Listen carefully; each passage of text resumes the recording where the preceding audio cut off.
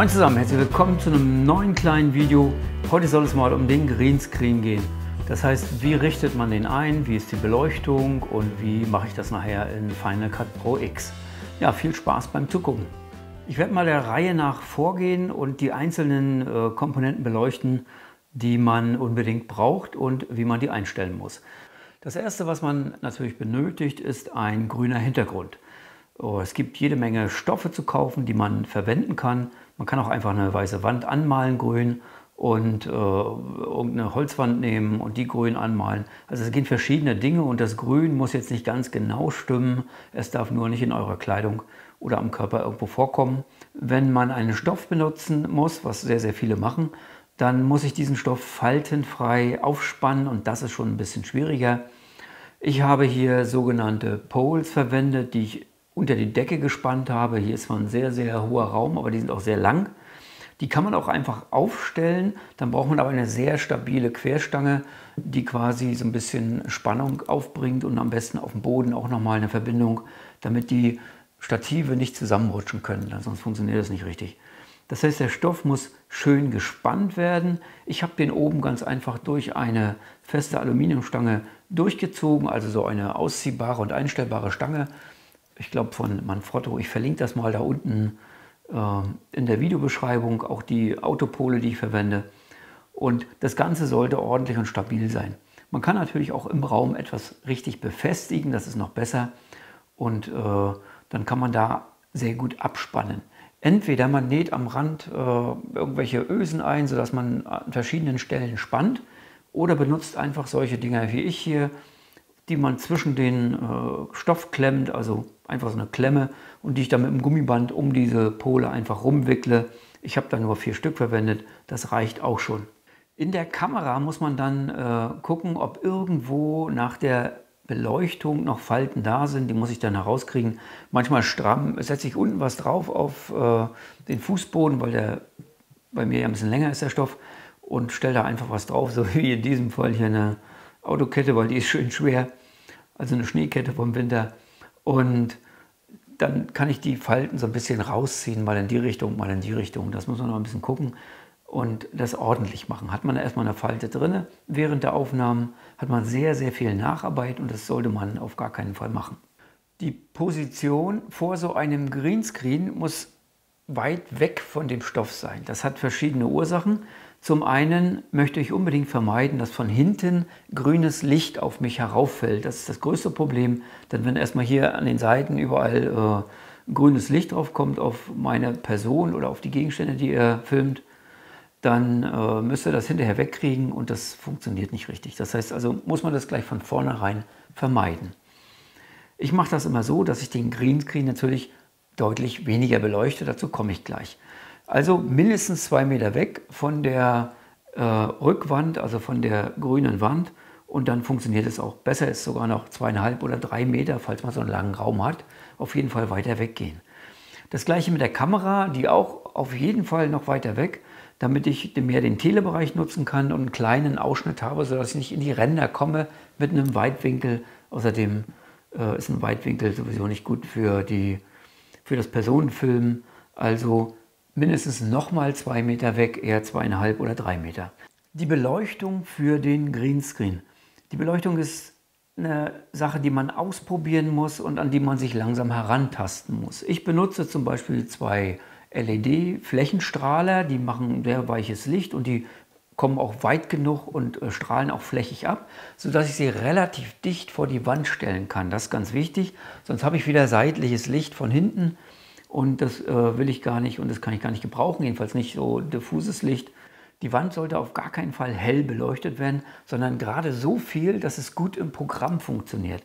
Und die Wand muss deutlich dunkler sein als mein Hauptlicht. Also ich kann da nicht große Scheinwerfer hinten draufstellen, sondern ich muss das sehr, sehr stark dimmen. Ich dimme zum Beispiel meine LED-Strahler hier auf 10%. Das ist quasi fast die unterste Stufe, die man noch sieht. Den einen kann ich gar nicht weiter runterstellen, da leuchtet dann nichts mehr. Also beide stelle ich auch so ein, dass ich den einen auf 10% einstelle und den anderen per Auge auf die gleiche Helligkeit, sodass sich eine Fläche ergibt quasi. Und zum Schluss werde ich dann auf meinem Bildschirm, ich gucke dann hier nochmal rauf, ja, wenn ich davor stehe, und dann gucke ich, ob alles gleichmäßig beleuchtet ist, ob ich keine Flecken habe und ob ich keine Falten habe. Das kann ich natürlich auch an der Kamera direkt machen. Neben der Beleuchtung für den Greenscreen brauche ich natürlich die Beleuchtung für mich. Und ich arbeite hier mit 3 Lampen, das reicht normalerweise aus. Ich habe also ein Hauptlicht von vorne oben und das ist ein sehr weiches Licht, also nicht sehr gerichtet, sondern ich benutze hier einen Schirm und das Licht richte ich aber noch ein ganz klein bisschen mit einer Wabe vorne, sodass ich ein Hauptlicht hier habe. Und für die Kontur nehme ich von der Seite nochmal ein Seitenlicht, damit ich mehr Kontur reinkriege, ein bisschen ein zweites Licht, was die ganze Sache ein bisschen aufbaut und plastischer macht. Und da ich vor einem Greenscreen sitze, sollte ich unbedingt ein Haarlicht verwenden. Das ist da ganz oben in der Ecke, das ist auch relativ stark, sodass ich quasi ein Haarlicht habe. Ja, selbst wenn ich eine Glatze habe, würde ich ein Haarlicht benutzen, damit ich genaue Konturen bekomme gegenüber der grünen Wand dahinter. Das heißt, alle Kanten werden besser für die spätere Bearbeitung. Deswegen ist so ein Haarlicht besonders wichtig. Der nächste Punkt wäre die Einstellung der Kamera. Natürlich wird alles komplett manuell eingestellt. Das geht also mit dem Weißabgleich los. Ich stelle hier immer 5300 Kelvin ein, weil meine Lampen ungefähr diese Lichtfarbe haben. Ich habe die mal ausgemessen. An vielen Lampen kann man natürlich das Licht einfach einstellen von der Farbe her und muss dann gucken, dass vor allem die Hauttöne stimmen. Das ist das Wichtige dabei. Und den Rest kann man in der Nachbearbeitung dann hindrehen, wie man will. Bei der Belichtung, das ist der nächste Punkt, die muss auch manuell eingestellt werden, sollte man unbedingt eine halbe oder sogar eine ganze Blendenstufe tiefer gehen, denn wenn etwas ausfrisst, kann ich das nicht mehr verändern. Aber eine etwas zu dunkle Beleuchtung kann ich anheben und mir eine vernünftige Beleuchtung hinbauen quasi. Also ein bisschen weniger beleuchten, als ich ausmesse. Die Kamera ist dazu nicht geeignet. Da hinten ist die grüne Wand, das funktioniert nicht. Ich nehme dann einfach ein Belichtungsmesser und gehe da eine halbe oder eine Blende drunter. Und dann kann ich auch die einzelnen Lampen besser ausmessen mit dem Belichtungsmesser. Der nächste Punkt ist der Fokus. Den Fokus muss ich auch einstellen. Wenn ich jetzt zum Beispiel hier sitze, dann stelle ich den Fokus so ein. Hier stelle ich ein Stativ hin und hier vorne stelle ich irgendwas Kleineres hin. Und ich lege den Fokus genau in die Mitte zwischen dem vorderen Objekt und dem Stativ dann, sodass beide Dinge noch scharf sind. Ich bewege mich ja auch. Meistens bewege ich mich aber nach vorne, seltener nach hinten. Da würde ich ja vom Hocker fallen hier. Jetzt zeige ich nochmal, wie das Ganze in Final Cut Pro X funktioniert. Natürlich geht das ähnlich in allen möglichen Schnittprogrammen, die so eine Funktion implementiert haben. Ich habe jetzt mal alles eingelesen in den Rechner und habe hier unten meine Timeline und habe hier meine einzelnen Filme drin. Das heißt genau das, was ich hier aufgenommen habe, und nehme jetzt mal die erste Aufnahme und stecke die hier unten in die Timeline und passe das hier noch ein bisschen an, damit ich da besser mitarbeiten kann. So, und jetzt mache ich Folgendes. Ich schneide das mal gleich zurecht und werde hinter den Greenscreen, also darunter, einen einfarbigen Generator setzen. Ich nehme mal einen weißen, dann sieht man das Ganze besser nachher. Das heißt, ich habe jetzt mal den Untergrund oder den Hintergrund ein bisschen weißer gemacht, damit ich genau die Kanten sehe, wo eventuell was nicht in Ordnung ist.